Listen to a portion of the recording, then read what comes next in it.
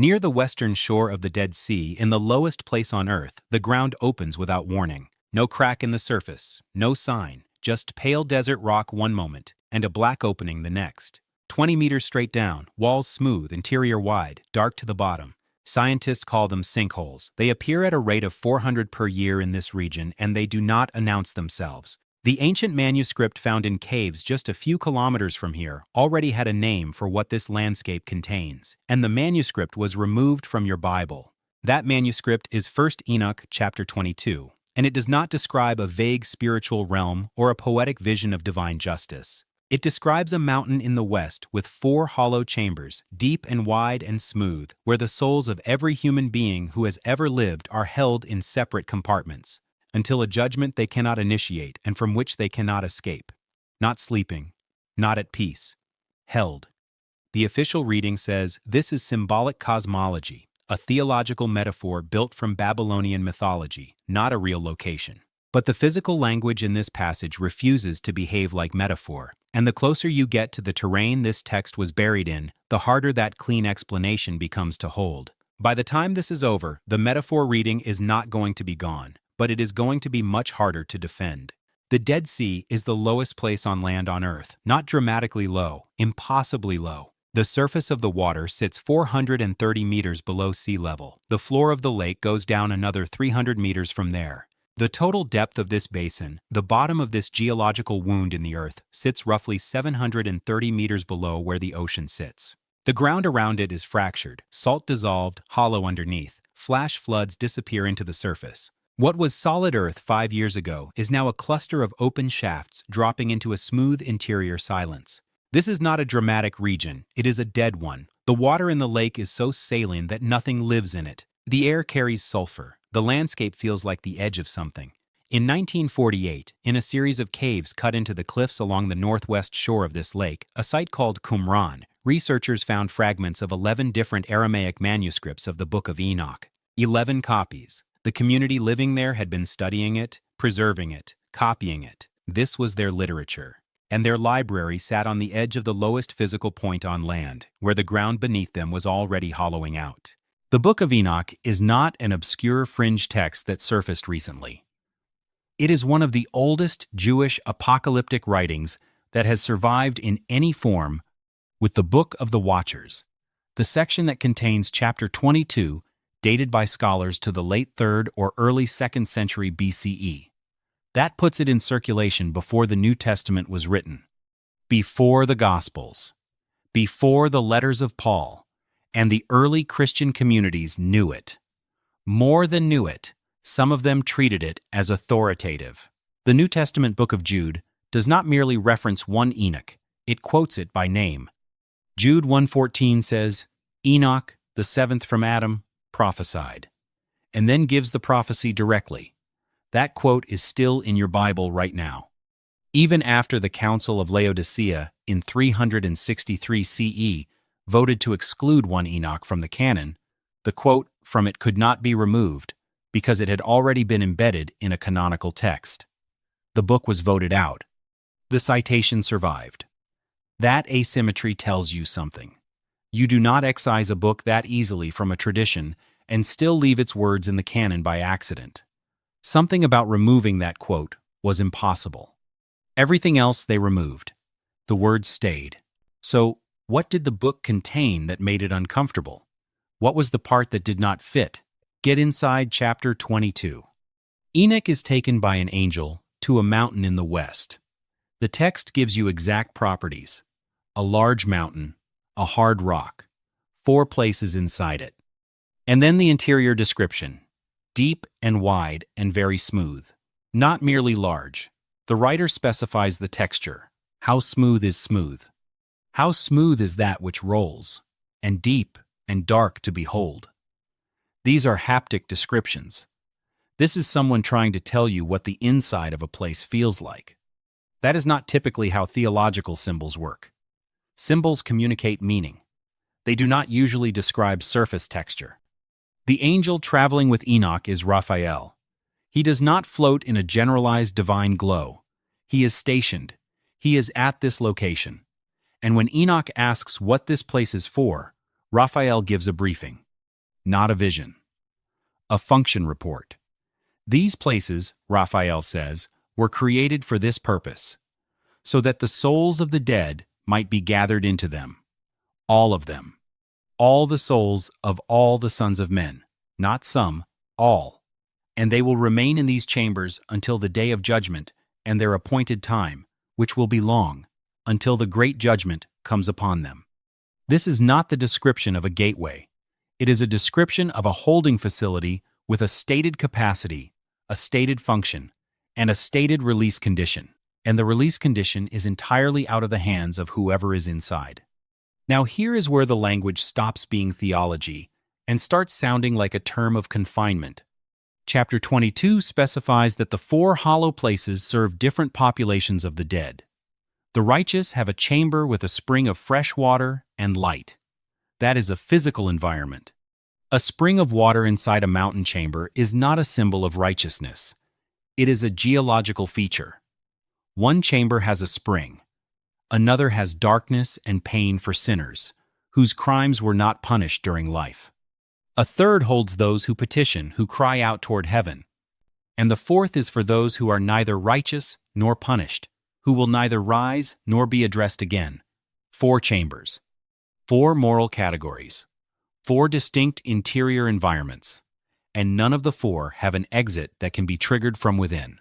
Chapter 22, verse 11. Here their spirits shall be set apart in this great pain, till the great day of judgment. He shall bind them forever. Chapter 22, verse 13. Their souls will not be killed on the day of judgment, nor will they rise from here. That last line is the trap. And it is aimed at the wicked, but the structure holding everyone includes it. The entire architecture is containment. You do not choose your chamber. You do not negotiate your release.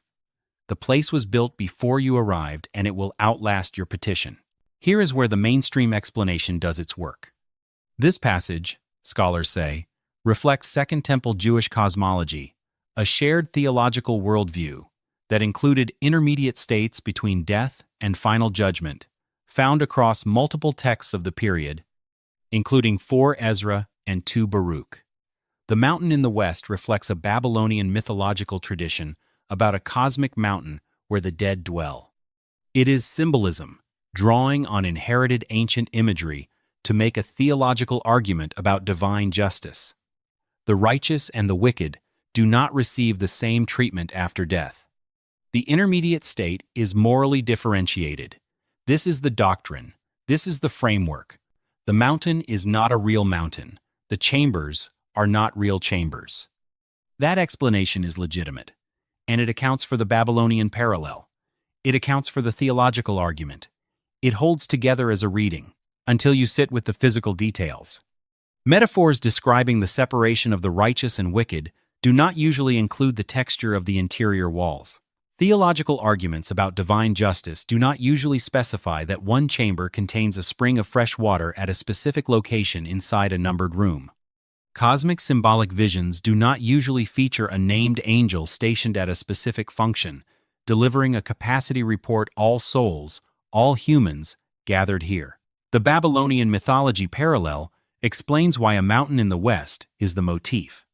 It does not explain why the writer added hard rock, smooth walls, deep darkness, a water source, active voices, petitioning speech aimed upward toward heaven, and a terminal confinement clause. Borrowed imagery does not usually arrive with an inspection report. And then the text does something that makes this worse. Chapter 22, verse 2, says 4 hollow places. Count them. 4. But verse 9 says, "These 3 places were made in order that they might separate the spirits of the dead." 3. The same passage, within the same chapter, gives 2 different numbers. Scholars know about this. The discrepancy lives in the oldest surviving manuscripts. Some translations handle it by smoothing the language. Some note the tension in a footnote. The mainstream reading suggests scribal error or editorial compression during transmission, not unusual for texts traveling across centuries and languages. The original was Aramaic. It was translated into Greek. From Greek into ancient Ethiopic. That is a long game of transmission, with many points of contact. Errors enter, numbers shift. This is how manuscript traditions behave. But if this is only a metaphor, why does the metaphor have a counting problem? A symbolic structure with 4 symbolic compartments would not be difficult to maintain through transmission. 4 is a stable number. The drift from 4 to 3 in the same passage suggests either a lost section or an original ambiguity in the description of the physical space itself. Something about the 4th chamber was harder to describe. Something about it did not stay in the text cleanly. That is not the behavior of theological symbolism. Symbols are robust. Physical descriptions are harder to copy without error. The manuscript history of 1 Enoch makes this stranger. The full Book of Enoch exists today only in Ethiopic, a language called Ge'ez, preserved by the Ethiopian Orthodox Tewahedo Church, which never removed the book from its canon and still uses it in liturgy. In Europe, the book had entirely vanished by the medieval period. It was known to have existed because church fathers had quoted it, and because the quote in Jude could not be explained otherwise. But the physical book was gone. The Western tradition had lost the text that described what happens to every human soul after death. That absence lasted for over 1,000 years. In 1773, a Scottish explorer named James Bruce returned from 6 years in Ethiopia, carrying 3 Ethiopic manuscript copies of the Book of Enoch. One of those copies is now in the Bodleian Library at Oxford. The first English translation was not published until 1821, which means that for roughly 1,500 years in the Western world, you could not read what 1 Enoch said happens to you when you die. You could only read the quote that survived inside a book they kept. The rest was buried. The Qumran community had been copying the Aramaic text by hand, in the desert, on the edge of that silent salt lake, and those copies spent 2,000 years in the dark of a cave before anyone in the modern world read them again. The oldest layers of this text, in the language closest to its origin, survived in fragments in caves on the shore of the lowest place on land, near the sinkholes, near the smooth, dark openings in the desert floor. There is a reported claim attached to this that cannot be confirmed, and must be presented as exactly that, a report, not a fact. According to the Dead Sea Scrolls Wikipedia entry, citing the former chief editor of the Dead Sea Scrolls editorial team, John Strugnell, there are at least 4 privately owned scrolls from Qumran's Cave 11 that have never been made available to the scholarly community. Among them, reportedly, is a complete Aramaic manuscript of the Book of Enoch, not fragments, a complete text. The oldest surviving language layer of this specific passage about where the dead are held and cannot leave, possibly intact, possibly in private hands, possibly unpublished. That claim has not been confirmed. The scrolls in question have not been released for verification. What can be said is that scroll ownership disputes in the Dead Sea Scrolls field are well documented and not unusual. The incomplete academic access to Cave 11 material is a real issue. Whether a complete Enoch manuscript is among what has not been published is something the academic world cannot currently answer. If the report is accurate, the most complete version of this text has never been read by modern scholars. That is where the evidence chain currently ends. Not at a discovery, at an absence. Now, step back and stand in the landscape. The Dead Sea Basin, the lowest geological feature accessible on dry land.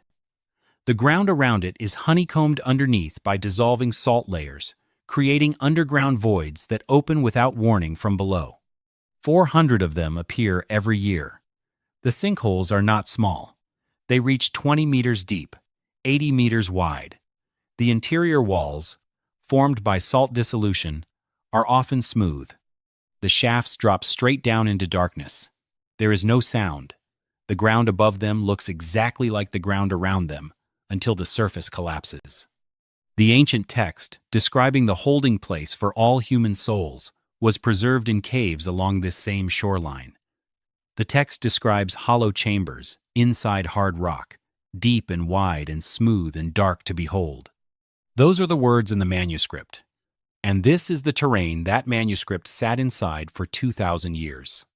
This does not mean sinkholes are doorways to the afterlife. The geology is geology. The text is ancient literature. The connection is not proven. No archaeologist has identified the mountain of the dead. No physical chamber has been found. Nothing here confirms that the dead are held beneath the Dead Sea. What it means is something more uncomfortable than confirmation. It means the physical vocabulary of the passage is not generic. A symbolic text describing cosmic justice after death does not need to specify smooth walls and deep darkness and a spring of water. It does not need to give a direction west, or a material hard rock, or a numbered inventory of separate chambers with distinct environmental conditions. It does not need to station a named angel at the entrance to answer structural questions about the facility. These are not theological necessities. They are physical details. And they were preserved in the Aramaic, in the Ethiopic, in the Qumran fragments, across every transmission pathway in a landscape where the earth still opens into smooth, dark voids without warning. One detail could be tradition. Two could be borrowed mythology. But geography and movement and entrance language and environmental description and a spring of water and a guardian and a numbered inventory and a terminal containment clause do not accumulate like symbolism. They accumulate like testimony. The text has not changed. The Council of Laodicea voted. The Ethiopian church kept the book anyway. The Qumran community copied the Aramaic by hand and sealed it in jars in the desert. And the passage still says, "All souls are gathered here, until the day of judgment, which is long. They shall be bound. Their souls shall not rise from here." The official explanation calls this metaphor for the intermediate state of the dead in Second Temple theology. And that explanation is not gone. It is still the mainstream position. But here is the problem it cannot fully resolve. Why would a symbolic vision of divine justice include a spring of fresh water at a specific location inside a numbered chamber in a mountain of hard rock in the west? What does the spring do for the theology? It does not add meaning to the doctrine. It is not a theological symbol with a doctrinal function. It is a physical detail with a physical location, and the text was buried in the landscape it may have been describing. The sinkhole opens, 20 meters down, smooth walls, dark inside, no bottom visible from the surface. The ground around it looks solid. It always does, until it does not. The manuscript that described this landscape's function for the dead was found a few kilometers from here. The passage that says the dead are gathered into hollow places, deep and wide and smooth and dark to behold, was preserved through 1,500 years of deliberate exclusion by one church, in one language, on the other side of the world. The text still says what it says. The ground still opens where it opened.